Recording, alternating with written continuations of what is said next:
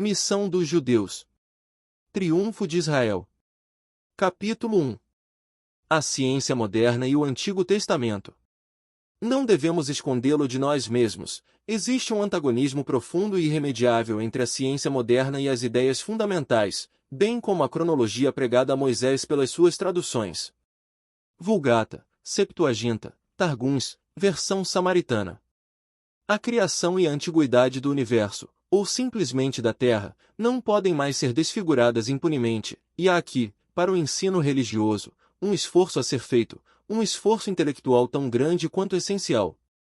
A ciência moderna, e com esta palavra refiro-me a todas as ciências físicas e naturais, restaurou, sem perseguir este objetivo, à Terra e ao mundo, ao homem e a Deus, a sua verdadeira grandeza, quebrando o leito de Procusto, onde a prudência, por um lado, e, por outro, a ignorância dogmática dos intérpretes de Moisés, reduziram a noção de cosmos e do seu Criador. Entre as ciências naturais, a astronomia e a geologia atribuem apenas à Terra uma duração quase incalculável no passado. Entre as ciências humanas, a arqueologia, a filologia, a antropologia, alargando o domínio próprio da história, o nascimento da humanidade terrena é adiado mais de 10 vezes para além dos 6.000 anos atribuídos à idade de todo o universo pelos intérpretes de Moisés. Além disso, todas essas ciências, ou pelo menos todas essas nomenclaturas de fatos especiais, impressionam positivamente o ponto de partida paradisíaco da humanidade física desta Terra, a origem única e perfeita transportada por esses intérpretes de memes para a aparência do homem corpóreo em nosso planeta. Pelo contrário, representam o nascimento material dos homens nos vários continentes como extremamente sombrio e afogado, por assim dizer, naquilo que o destino que envolve a origem dos seres pode ter o mais rigoroso. Eles nos mostram esses homens no estado mais rudimentar de um princípio latente, sufocado em um germe patente, e não ser capaz de se desenvolver sob a reação do ambientes físicos, que de acordo com as leis do tempo e espaço. Eles afirmam que esses homens radicais, recém-emergindo da animalidade anterior, tinham a marca dela, como ainda hoje os antropófagos na ordem física e, na ordem moral, nossos governos atuais, aos quais a besta continua a imprimir esse caráter de devorar uns aos outros como a pior espécie animal. De modo que estes dados são bastante reminiscentes de Sanconiaton e a abertura dos mistérios junílicos de Sidon, Tiro e Éfeso, bem como a cosmogonia de Moisés, que é o oposto dórico.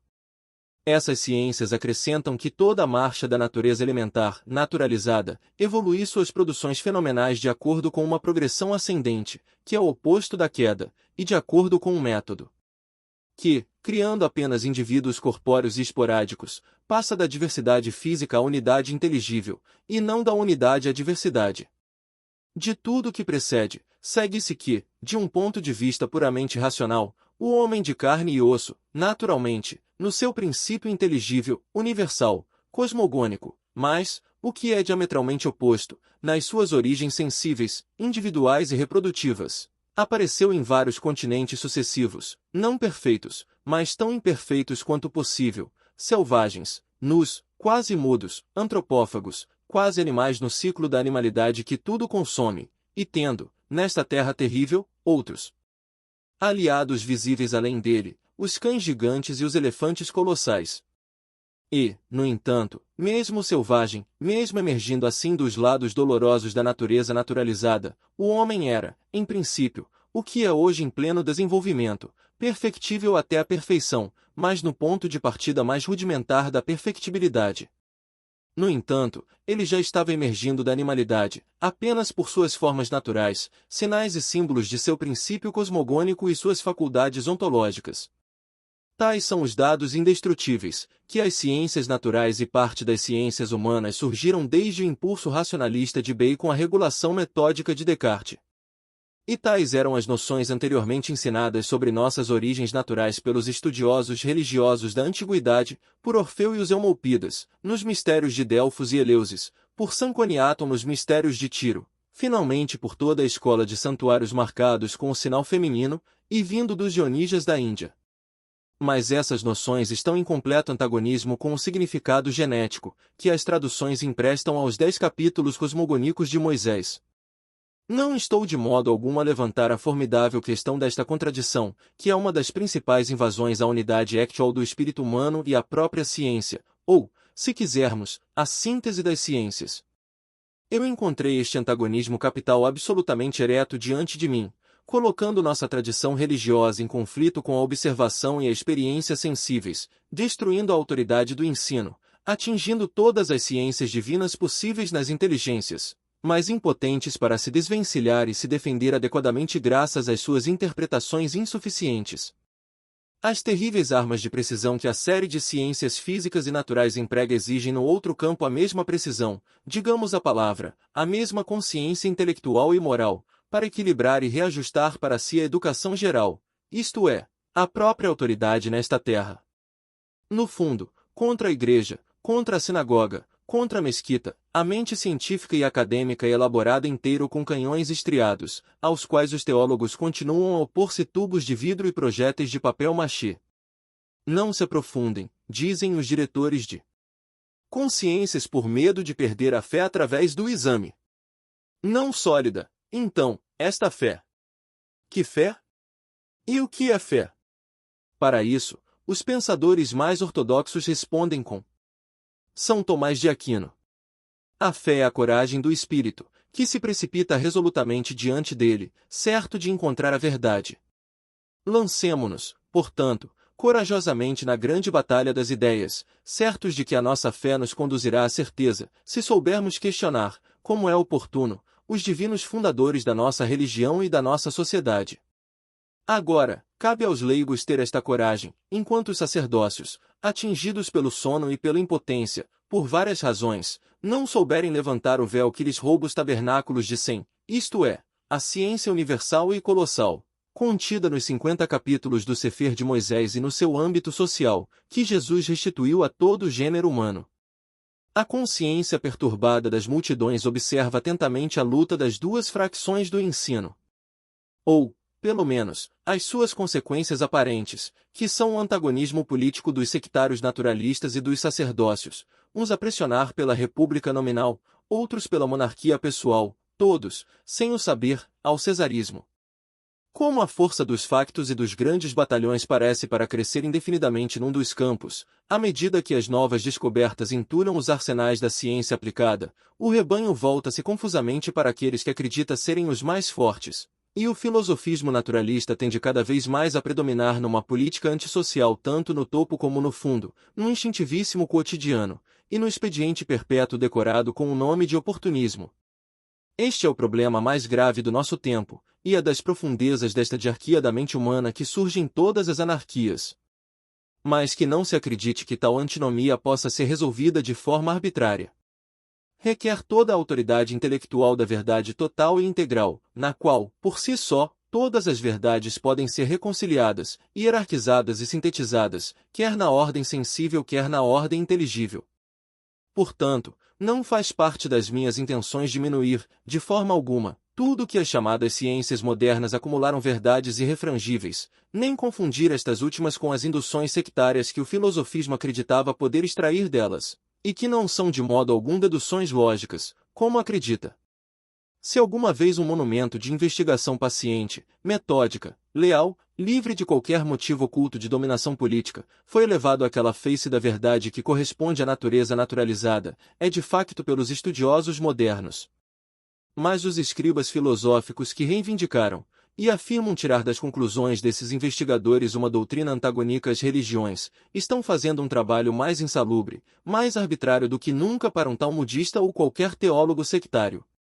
É este falso espírito de crítica insuficiente, que dissocia todo o céu da compreensão humana, toda a série de princípios universais, ideias gerais e sentimentos generosos, é este sopro insalubre que, mais uma vez, inspira a política dos expedientes de cima para baixo, e deixa o instinto do beta presidir todas as anarquias que nos levam à ruína final.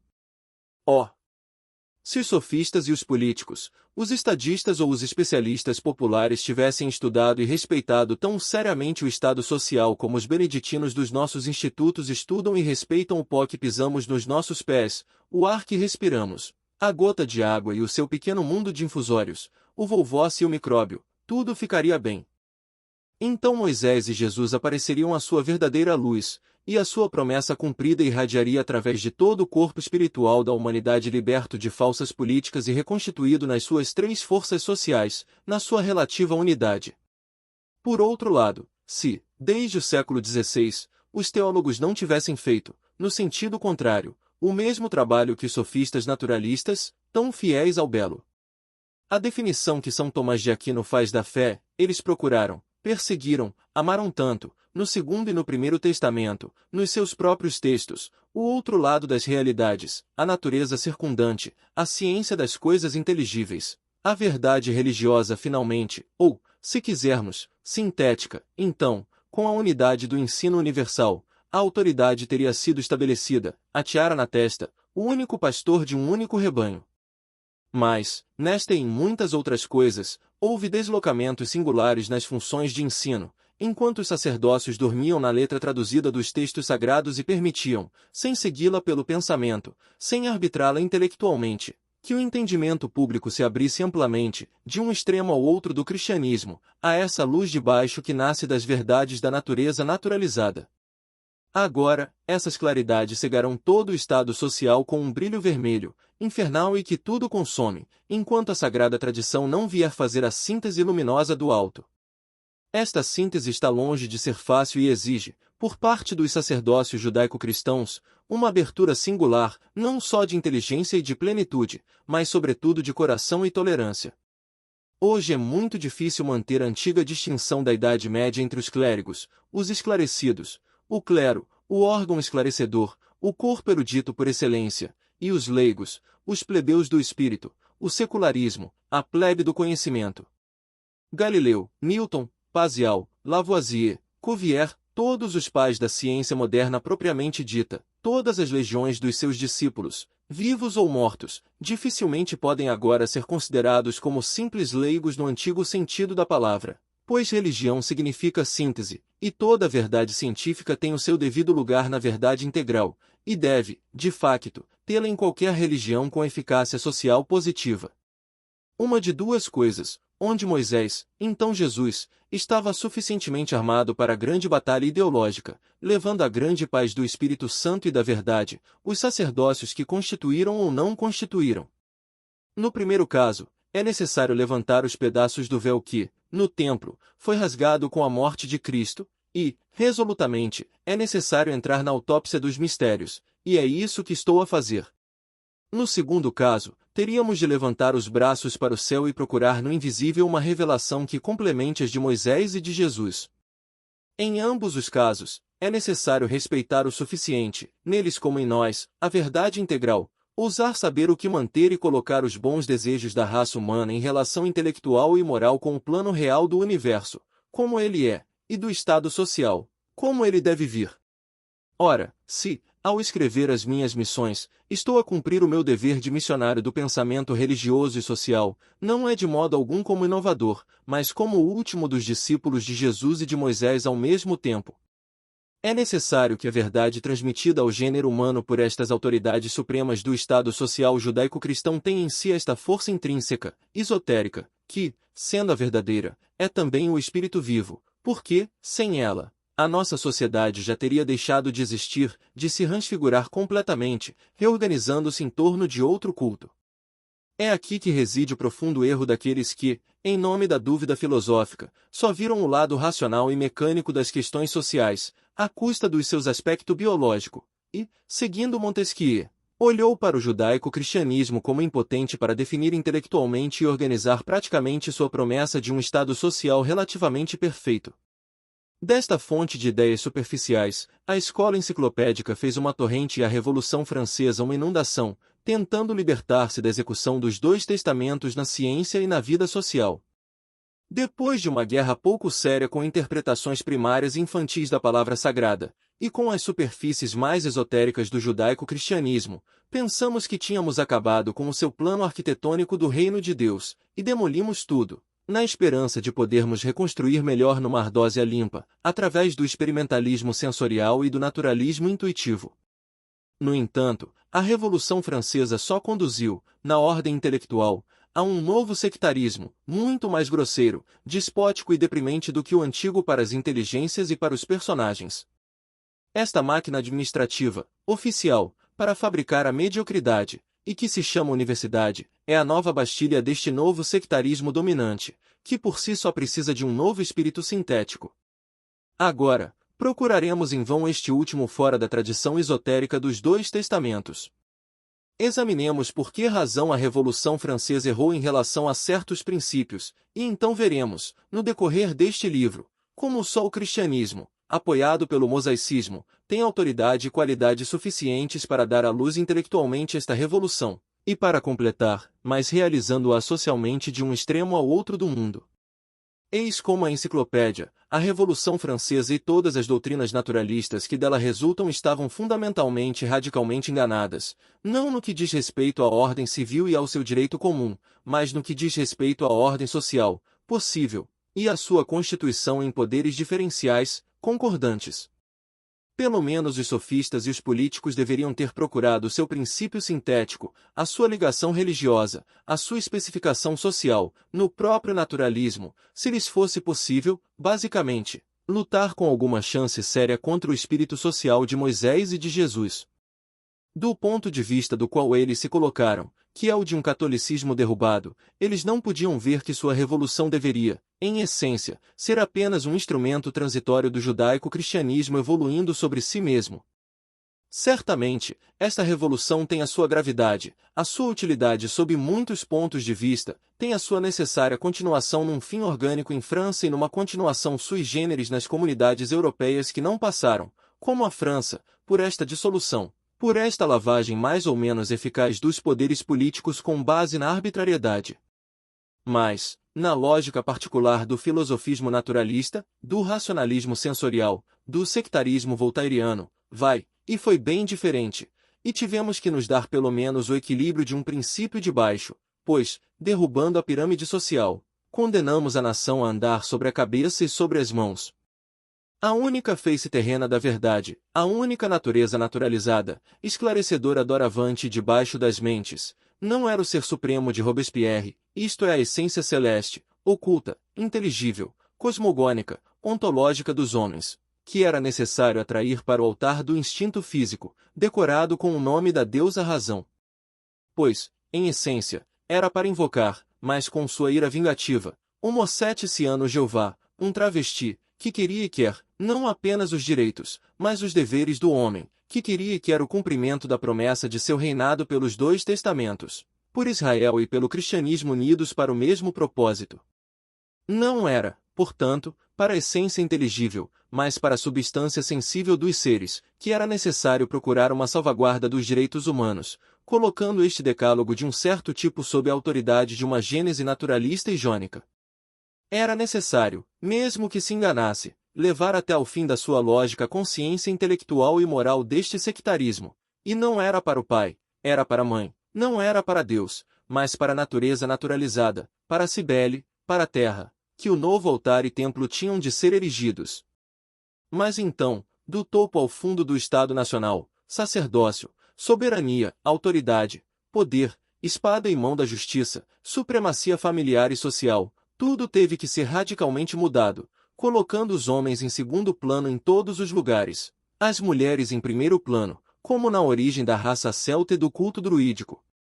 Ora, se isto não aconteceu, se, num momento tão solene, tão trágico da história, numa tempestade revolucionária, tão grande que se assemelha pelas suas convulsões a uma nova gênese civil, se, digo eu, uma mulher não recebeu então a inspiração necessária para correr a Notre Dame, subir ao altar e operar nesta nova gênese civil, se, digo eu, uma mulher não recebeu a inspiração mudança radical de culto, princípio e eixo social.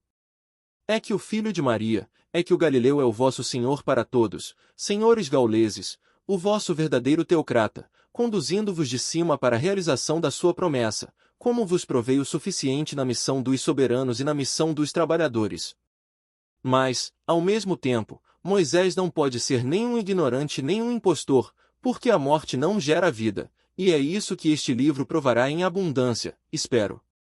Para resumir, há, portanto, todo um outro aspecto da verdade, da ciência, da vida, do caminho dos homens individuais ou coletivos, um aspecto inversamente proporcional, mas absolutamente coerente com a face puramente natural, física, racional, sensorial, desta mesma verdade, desta mesma ciência, desta mesma vida, deste mesmo caminho universal.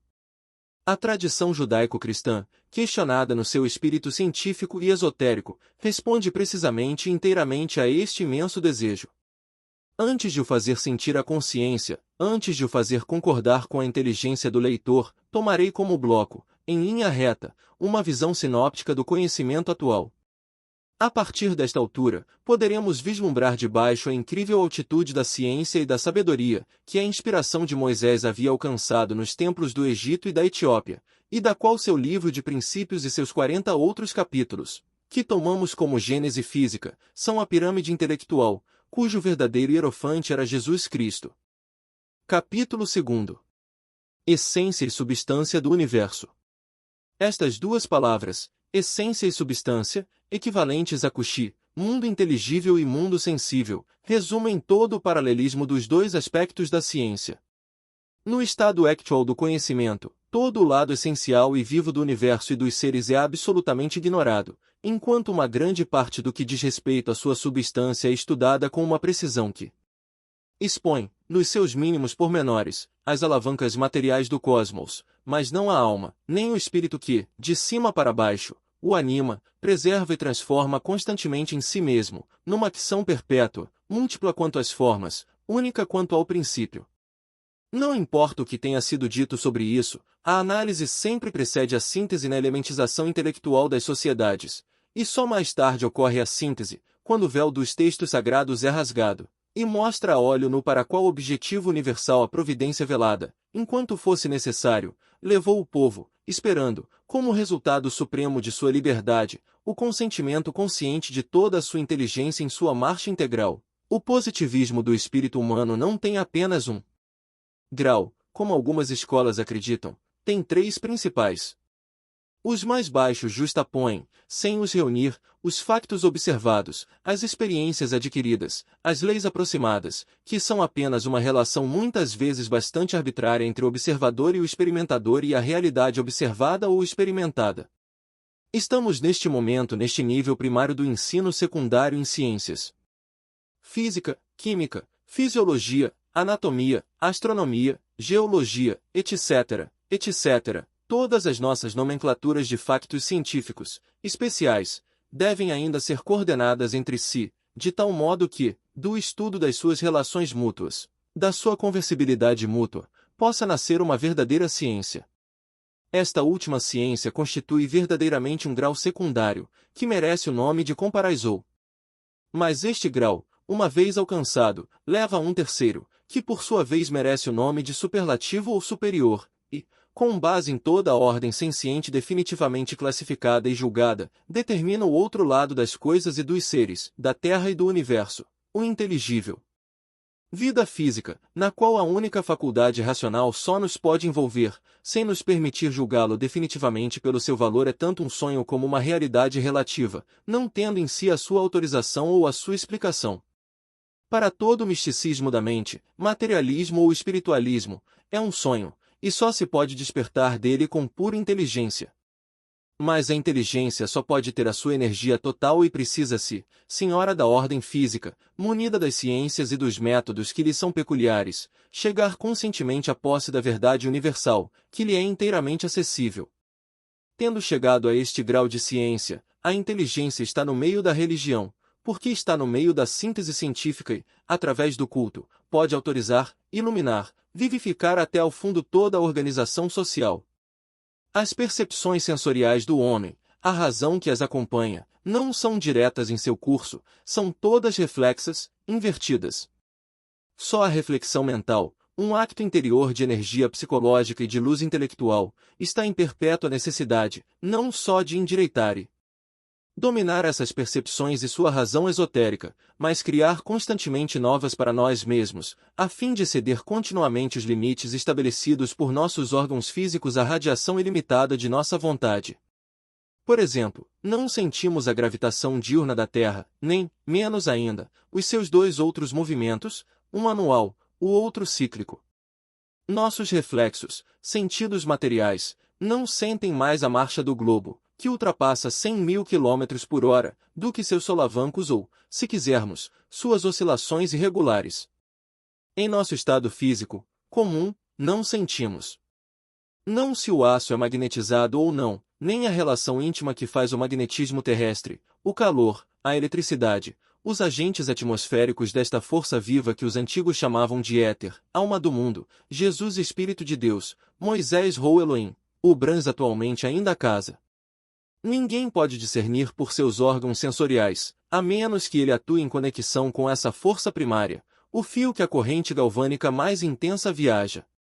Um fio indiferente, nem a ação magnética de um dispositivo termoelétrico, nem ainda menos a aura especial de cada mineral, de cada metal, de cada planta, de cada animal.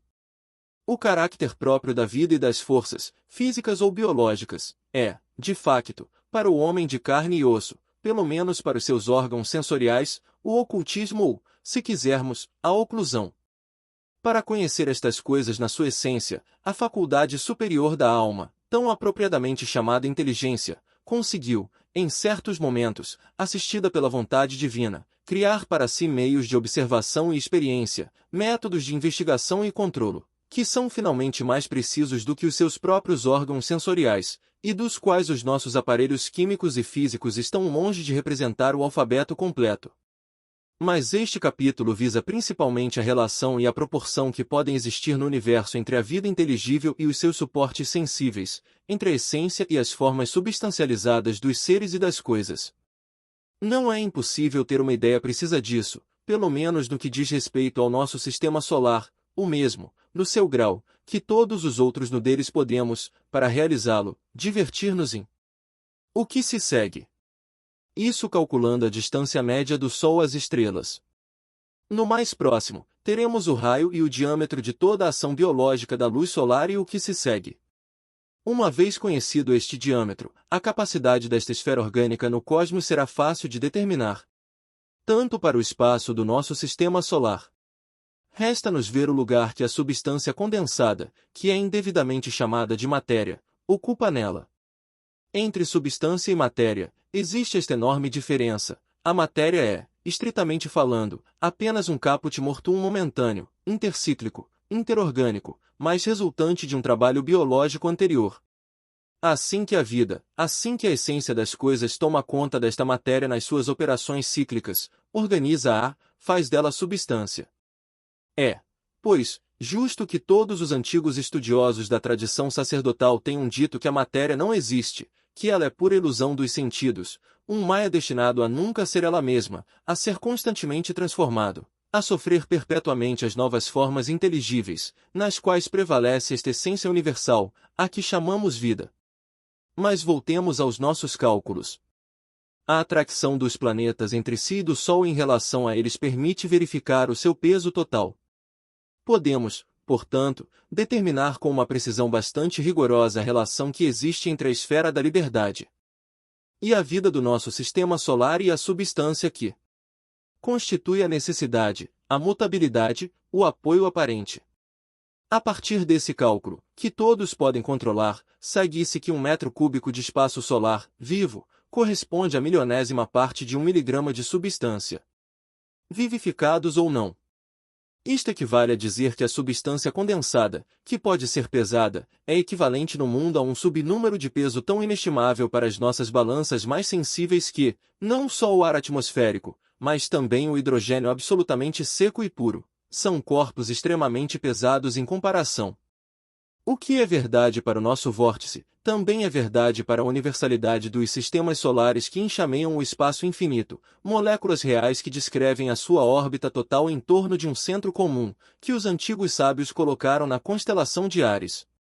A substância própria, ao incluir a matéria nela, não é, portanto, nem mesmo uma unidade física no universo, mas dificilmente um submúltimo infinitesimal, e a vida invisível aos olhos da carne, com todo o seu mistério divino, acessível apenas à inteligência pura, preenche, portanto, apenas o espaço ilimitado, que ainda envolve, ao vivificá-lo, um absoluto impenetrável e inefável. Os dados precedentes para mim resultam de um estudo longo e cuidadoso dos nossos conhecimentos atuais, à luz do espírito absolutamente religioso, isto é, transcendentalmente científico, eternamente vivo e verdadeiro, no qual Moisés escreveu seus primeiros 50 capítulos, em egípcio hermético, em hierogramas ideográficos. Ora, se, do magnetismo terrestre à luz solar, se a hierarquia das forças sensoriais, que podemos chamar erroneamente de físicas, tem como suporte esta pequena substância divisível, quem nos diz que este admirável reverso não esconde um lugar mais magnífico? O que nos prova que acima, abaixo, além, dentro, não há outra hierarquia consciente formada por poderes animadores, dando a tudo, seres e coisas, a essência, a forma, a substância, as faculdades. Para vir para frente? Quem nos prova que, acima desta hierarquia, ainda não existe uma terceira, a dos princípios, das formas, das faculdades, não dos seres, mas do ser dos seres, do universo inteligível, do reino dos reinos, finalmente do que os antigos chamavam de natureza natural, Isis Urania, sabedoria eterna, palavra, etc. Quem nos prova que esta terceira hierarquia, toda intelectual, que nos diz que esta natureza superior não é a providência, a confidente viva do Deus vivo, com quem toda a religião estabelece mais ou menos exatamente, mais ou menos santa, mais ou menos realmente, a concordância das sociedades, a comunhão das inteligências e das almas humanas? Quem nos prova finalmente que, irradiando do centro desta tríplice esfera, contendo o universo sem ser limitado por ele, o ser e a forma inefáveis não habitam a eternidade e o infinito, numa união criativa inacessível, ainda mais absoluta do que a unidade? Este quaternário hierárquico de realidades, com a série dos seus princípios exatos, encontra-se na profundidade do texto hermético dos 50 capítulos do Sefer de Moisés. Este homem divino, além de sua inspiração direta, recebeu a iniciação suprema nos templos do Egito e da Etiópia, onde comunicou as mais antigas tradições científicas que, de ciclo em ciclo, de sacerdócio em sacerdócio, as civilizações mais antigas deste globo legaram a si mesmas. Esta hierarquia quádrupla de verdades, realidades, consequentemente, ciências, tem um significado positivo em nome das 4 letras que Moisés dá à divindade estática, a constituição divina de todo o universo, um misterioso tetragrama cujas chaves nunca foram completamente entregues à escrita. Eis como, nos santuários de Tebas, respondemos, uma vez fechadas as portas, a este algébrico eterno. O que é a verdade? Respondemos, e comentamos geometricamente sobre esta resposta da seguinte forma. É deste mistério que Jesus fala, no seu profundo oração, quando ele diz, pelo estado social, pelo homem coletivo, bem como para o indivíduo, que o seu nome sejam santificados. Sobre este nome, sobre este esquema hierogramático, ainda haveria muitas coisas a dizer, mas devo limitar-me ao que diz respeito aqui à antiga síntese das ciências. Em resumo, partindo das ciências físicas de nosso tempo, indicamos que, no universo, a Terra, a substância plástica, divisível, acessível às nossas percepções sensoriais, era infinitesimal, quase zero, em comparação com o espaço vital que a envolve. Insinuamos que, acima das forças atualmente estudadas nas nossas universidades, podem existir outras, como reais, embora inacessíveis apenas aos sentidos, mas que a ciência teria exatamente discernido, cultivado, hierarquizado de acordo com a sua ordem, em uma antiguidade muito remota. Afirmamos que Jesus Cristo possuía esta ciência inefável e integral, como Moisés a receberá de um sacerdócio erudito e do seu divino inspiração.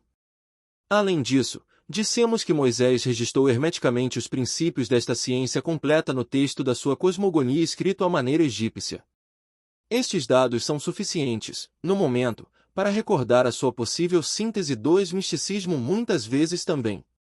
Um menos científico do que o outro, o materialismo vago e o espiritismo, que não arbitram exatamente em inteligência humana como na essência das coisas, do que através da vida universal, que é ao mesmo tempo o caminho completo do espírito.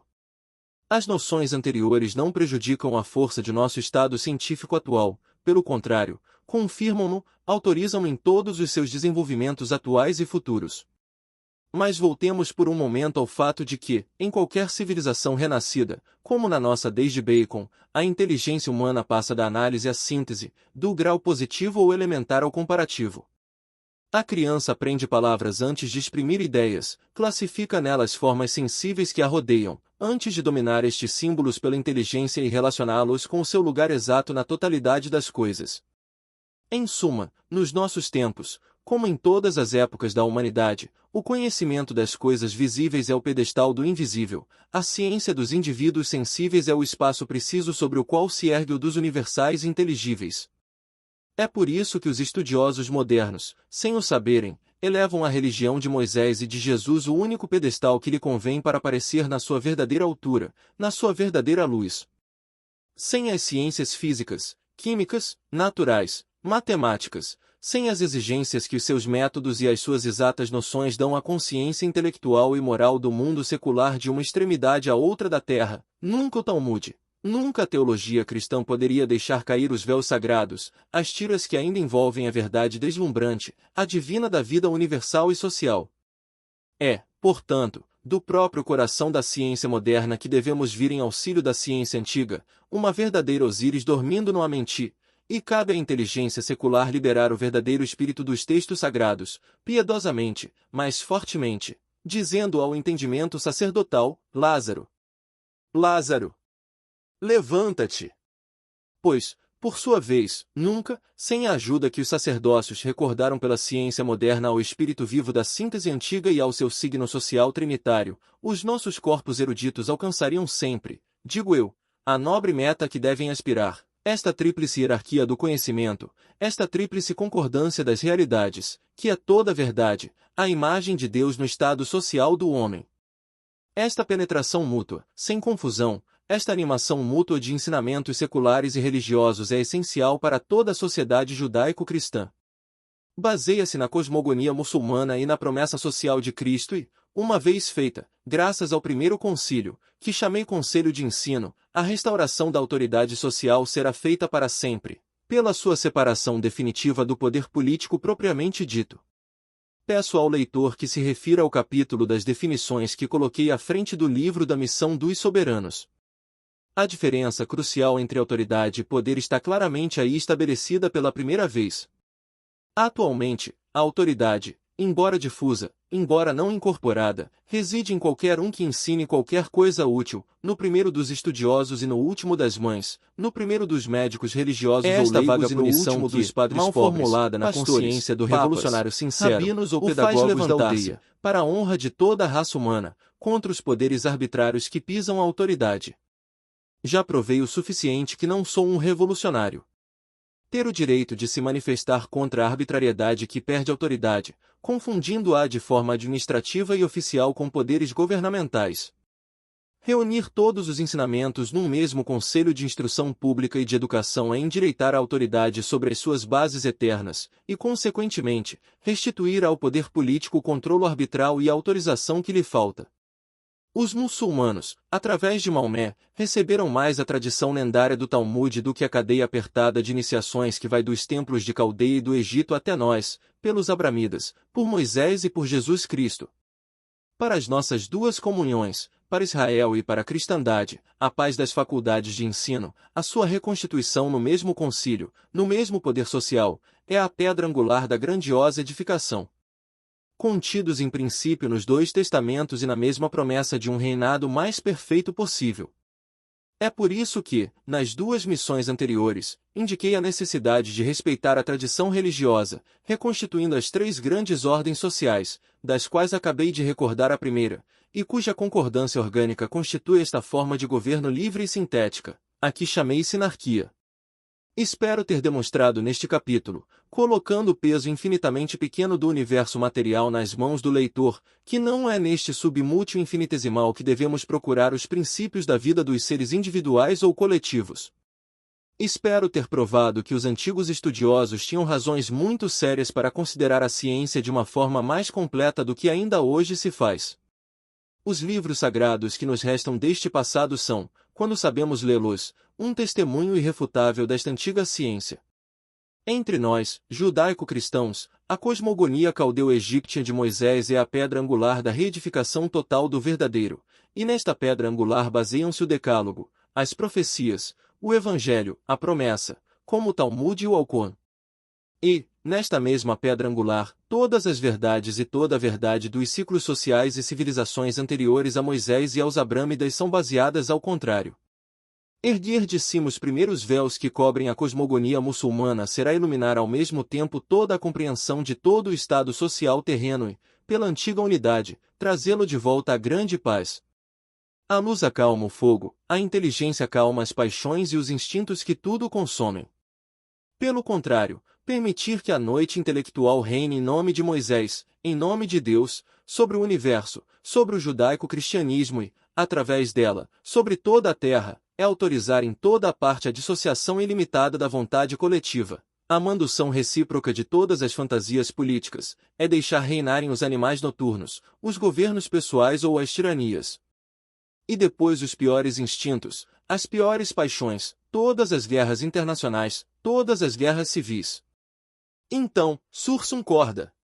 Em nome de Moisés, em nome de Jesus, em nome do Espírito vivo que preenche o universo sozinho, e, seguros da vitória, apressemo-nos nesta luta, com um ramo de oliveira na mão.